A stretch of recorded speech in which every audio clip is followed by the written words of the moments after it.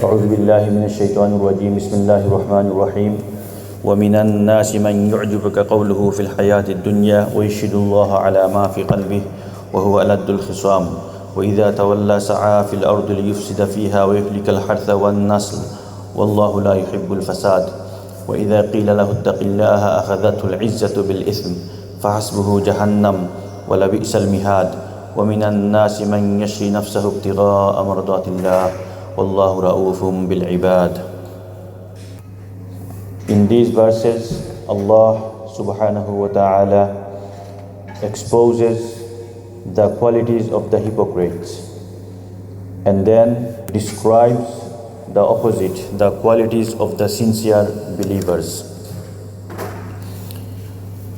Allah subhanahu wa ta'ala says, وَمِنَ النَّاسِ مَنْ يُعْجِبُكَ قَوْلُهُ فِي الْحَيَاةِ الدُّنْيَا وَيُشْهِدُ اللَّهَ عَلَى مَا فِي قَلْبِهِ وَهُوَ أَلَدُّ الْخِصَامِ.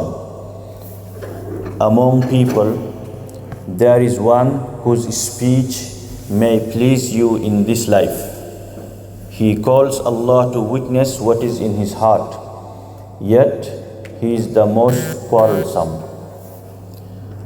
Allah Azza wa Jalla is describing a type of hypocrite.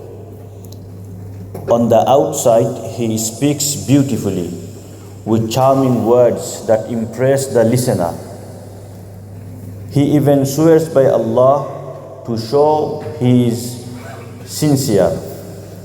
But inside his heart is filled with lies, arrogance, and hatred for the truth. وَهُوَ أَلَدُّ الْخِصَامِ. He is harsh in argument. The hypocrite, he is harsh in argument. When he argues, he does not care about the truth and fairness. He lies, he deceives, he uses tricks to win. These are the characteristics of the hypocrites. The Prophet ﷺ said, آية المنافق ثلاث إذا حدث كذب وإذا عاهد غدر وإذا خاصم فجر. The signs of a hypocrite are three. When he speaks, he lies. When he makes a promise, he breaks it. When he argues, he behaves wickedly. And in another narration, he said, إِنَّ أَبْغَضَ الرِّجَالِ إِلَى اللَّهِ الْأَلَدُّ الْخَصِمِ. The most hated person to Allah is the one who is stubborn and quarrelsome. So my dear brothers, do you not see this character even today? People who use eloquent words to deceive, who swears by Allah, but do the opposite of what they claim. This is the dangerous face of hypocrisy. Allah subhanahu wa ta'ala then tells us how such a person behaves when away from people. وَإِذَا تَوَلَّى سَعَى فِي الْأَرْضِ لِيُفْسِدَ فِيهَا وَيُهْلِكَ الْحَرْثَ وَالنَّسْلَ وَاللَّهُ لَا يُحِبُّ الْفَسَادِ. And when he turns away, he strives throughout the land to cause corruption therein, destroying crops and livestock, and Allah does not love corruption. It has been narrated that these verses were revealed about a man called Akhnas bin Shuraik. He came to the Prophet ﷺ, spoke beautifully, even declared his iman. Yet when he left, he destroyed the crops of the Muslims and killed their livestock. This verse was revealed about him, but it applies to all who act in this way.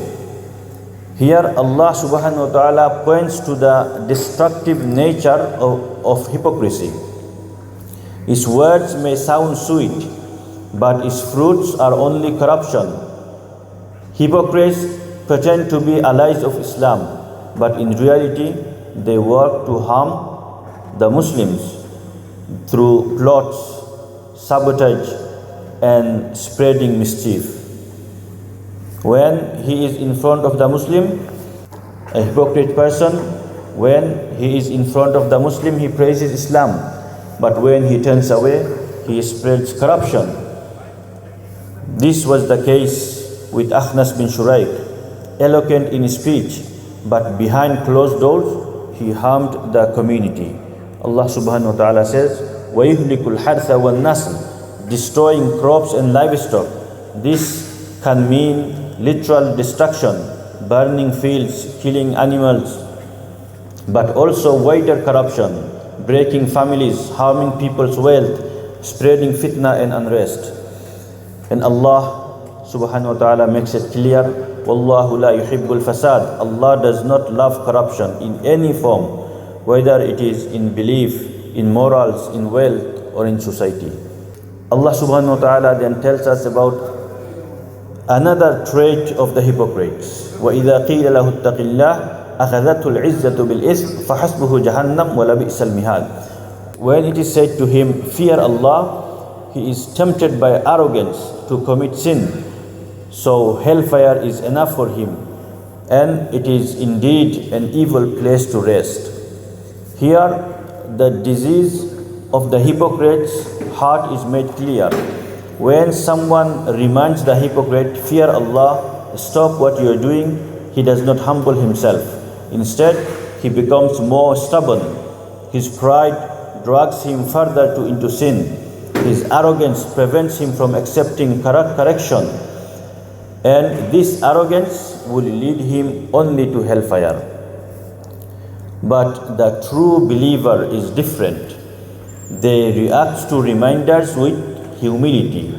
Allah describes them in Surah Al-Anfal. إِنَّمَا الْمُؤْمِنُونَ الَّذِينَ إِذَا ذُكِرَ اللَّهُ وَجِلَتْ قُلُوبُهُم. The believers are those whose hearts tremble when Allah is mentioned. So rejecting sincere advice is a sign of hypocrisy, while acceptance of advice is a sign of iman. So my brothers, we should ask ourselves, how do we react when someone advises us to do good or forbid us from evil? Do we humble ourselves, or do we become defensive and angry? The answer shows whether we are closer to iman or closer to hypocrisy. After describing the hypocrites, Allah subhanahu wa ta'ala turns our attention to the sincere believers. وَمِنَ النَّاسِ مَنْ يَشْرِي نَفْسَهُ ابْتِغَاءَ مَرْضَاتِ اللَّهِ وَاللَّهُ رَؤُوفٌ بِالْعِبَادِ. And on the other hand, among men there is also a kind of man who dedicates his life seeking to please Allah. Allah is immensely kind to such devoted servants. This verse describes the sincere servant of Allah, those who sacrifice themselves, their wealth, and their comfort for the sake of Allah. It shows the difference between the hypocrites and the believers. The hypocrite uses deen for dunya, but the sincere believer gives up dunya for the deen. So my dear brothers, these verses are not just about the people of the past. They are a mirror of us today. We must ask ourselves, are our words consistent with our actions? Do we react to advice with humility or arrogance? Are we living for this dunya or for the pleasure of Allah? May Allah subhanahu wa ta'ala protect us from hypocrisy in all its forms.